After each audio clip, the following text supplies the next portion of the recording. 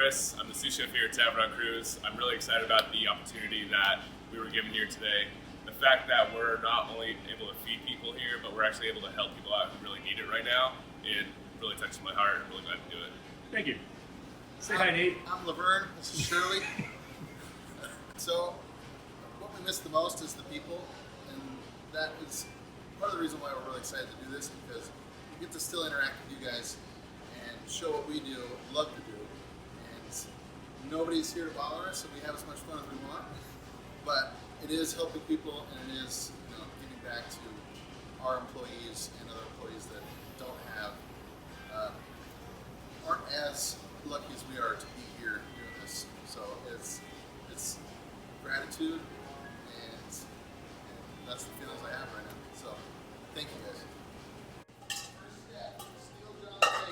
Steal Johnny's bacon. Love to do it. John doesn't mind at all when I steal his bacon.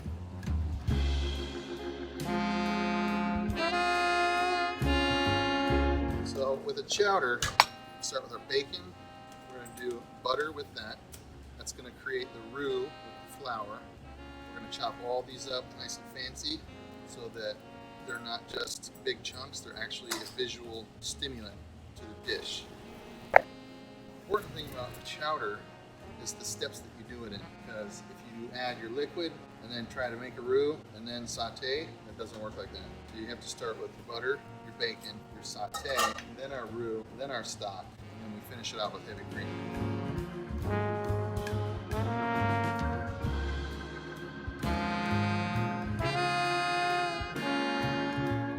Okay, we are back from our mise en place, which is our gathering of all of our ingredients. So we cut all of our vegetables.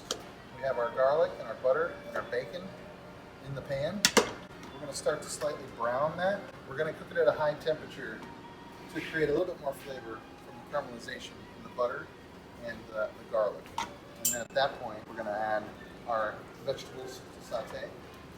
And the higher the heat, when you add the vegetables, it won't cool down and it'll continue to caramelize. So we want to create a nice amount of heat before we add this to cool it all down. If you guys don't know what a roux is a combination of butter and flour, and you're melting the flour and cutting the starch with the fat in the butter. I said melt the flour. Melt the flour. Melt the butter, mix it with the flour. So once you add a liquid to that, the liquid will thicken up from the starch in the flour and create a thick sauce or a gravy or a veal sauce reduction. Maybe not. Maybe not.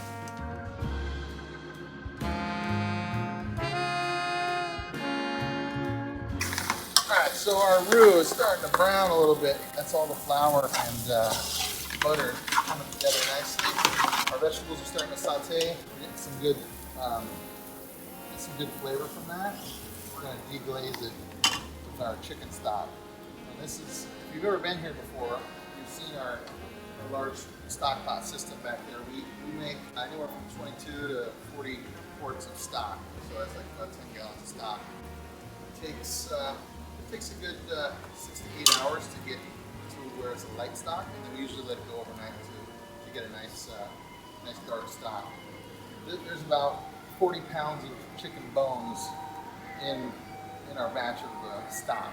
This isn't 40 pounds of bones, but this is from that batch. All that flavor. All the flavor. So we're gonna deglaze here, and it'll take a few minutes, but you'll see the thickening start to happen. And we're starting to thick a little bit. It's going to take at least to go to a boil. I have a mic and all that. If you guys have ever seen that bitch with time, it's just something like that, or you can just do a voiceover. You know what I'm talking We'll about? do both. We'll do a little bit of both. We're talking about thickening up here. Yeah, Getting nice and thick. Right now.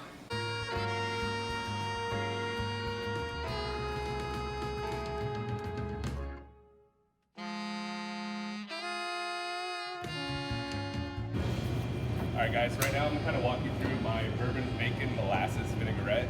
Right here I have my set of ingredients. I have shallot, dark molasses, a roasted garlic paste, Dijon mustard, lemon juice, apple cider vinegar, top shelf bourbon. and rendered clarified bacon fat. So I'm gonna start off with first just a touch of that bacon fat right into a pan. Make sure your pan's deep enough to hold everything you're making. What I'm gonna slowly start doing is adding my ingredients now. Roast garlic paste gives you that nice depth of garlic flavor without that sharp bite, that spiciness. I have Dijon for two reasons. One being the flavor, the second being that's my emulsifier in this vinaigrette. Basically what happens is when you add water and oil, you know, one's positively charged, one's negatively charged, you get that separation. What an emulsifier does with mechanical assistance is chop up those molecules so finely, it kind of forces them to get along, and you get a nice homogeneous mix going on. Whenever you add alcohol to any type of pan, never do it directly out of the bottle. I have seen these bottles take off like rockets across kitchens before because people were stupid, they weren't paying attention to safety. Always pour it into a separate container, preferably with a wide open mouth. Whenever you do it, take your pan off the heat. Add it, put it back on the heat. I know a lot of people want to see that flame and that action going on, but you know what? I like my eyebrows, so that's all combined. I'm just gonna reduce that to a simmer, let that ride, cook for maybe 10 minutes or so until that shallot softens up. All right, y'all. Now that this is nice and mixed up, my shallot's tender. Add this to my blender. Whenever you're making an emulsification, there's a key rule to follow. It's how fast you add your oil or your fat to your mix. The quicker you pour it into your mix, the thinner your emulsification is going to be. The slower you drizzle it in, the thicker your emulsification is going to be. So what we're going to aim for is approximately the thickness of a drinking straw out of our work cup here.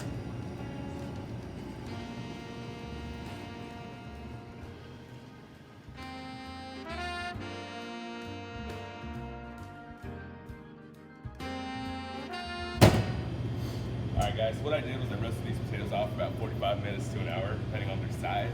I want them nice and soft. I want to be able to pick these guys up and actually feel them give in my hand.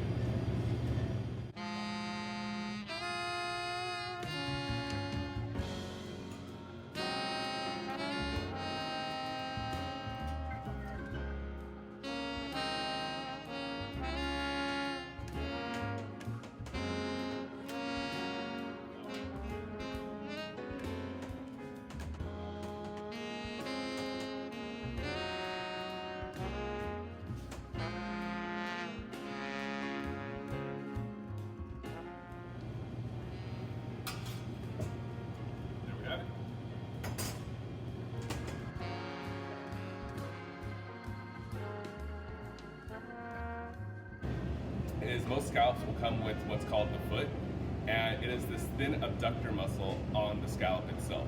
It's what actually attaches this animal to the shell. So what you need to do is pull that off, because by not doing so, what you'll end up doing after it's cooked is you'll get this really bristly, kind of just not pleasant mouthfeel as it's cooked. And most of the time when you buy scallops from the store, they're going to come frozen, or they're going to come soaked in water. And what we want to do and achieve is a nice hard sear on this scallop. We can't have a wet surface, so what you're going to want to do at home is just standard paper towels. Take a couple of them, place it on side, just pat it dry, like crush it, they're really tender. Don't use toilet paper because obvious reasons. You can flavor that toilet paper. Just saying, we've got a little shortage here. We're in crisis times. That's true, that's true. That's a hot commodity right now.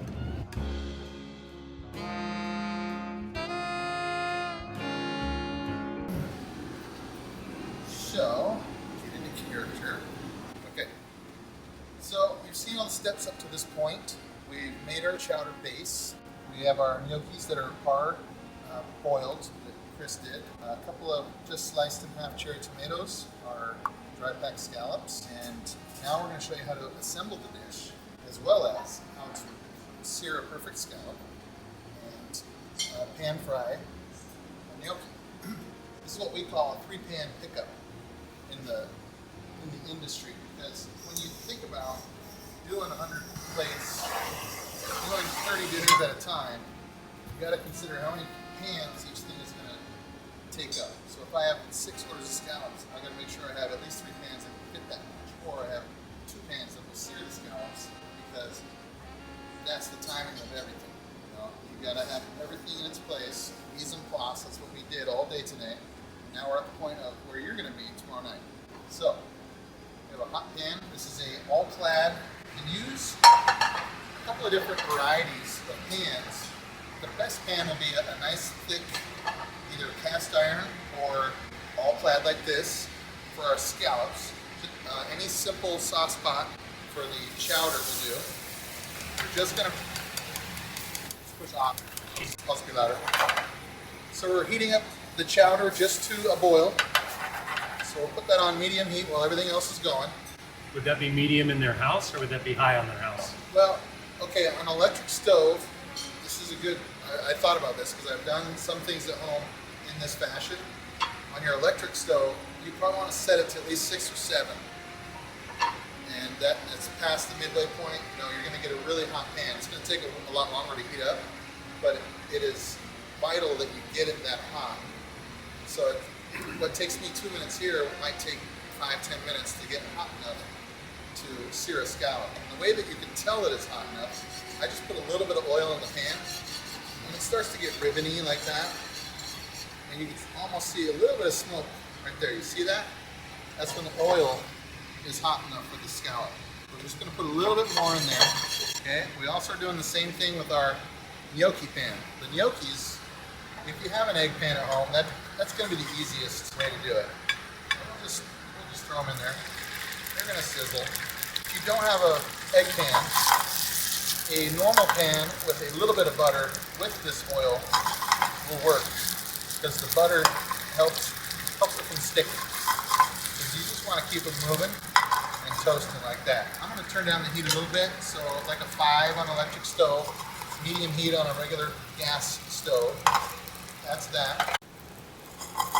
So we have our chowder heating up now, just up to a boil. We'll get there very soon. The scallop pan is ready. It's hot enough. And the gnocchi is almost getting to a caramelized, golden, crispy texture. That's what we're going for, is a nice crunch to go with all the other elements of this dish. So we're just going to let that go a little bit longer. We'll go ahead and sear the scallops. There's ways of cooking it and stopping it. You don't have to cook something until it's done and then all of a sudden you don't know what to do with it. So we're going to sear it and we'll put it on a plate. We'll set it aside. Or if the timing is right, I'll let them finish in the pan while we're getting everything else going. So once I place the scallops in the pan, you want to make sure that your heat is still very hot. You don't want to burn them, but you really want to get a nice char and sear on them. We're in a good shape here. We got a little smoke in the oil. It's not sticking. And we're going to cook this to about medium. But we want to cook it 90% of the way on one side. And then we're going to flip it, and it will what's called carryover cooking. That means it's continuing to cook. Even if I turn the heat off and take it off the heat, it'll sit in the pan and carry over. Okay, so our chowder is hot enough. I like to add the cherry tomatoes right at this point.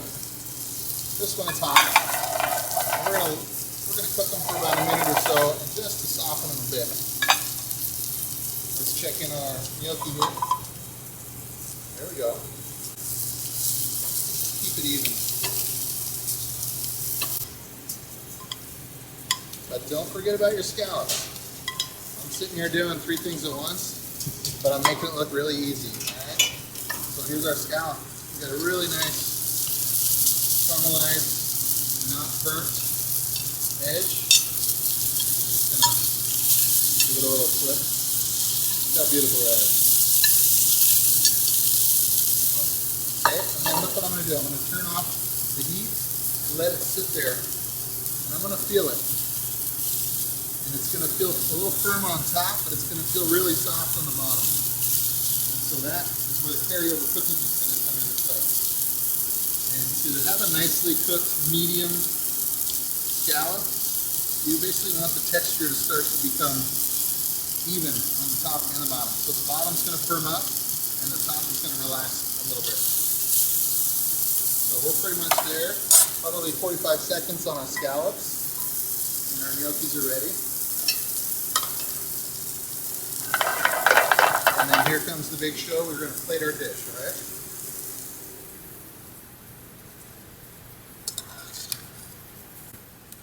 You can use any dish you feel fancy enough at home for. Start to just kind of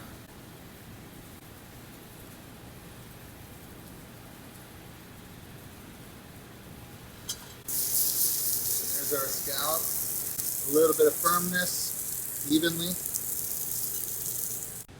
So what you can do at home for a little bit of extra, your favorite little green on there, a little parsley. Doesn't need it. It's for visual effect, really. It's a contrasting white, gold, brown, the ingredients inside the chowder, and that's our scallop dish. It's beautiful.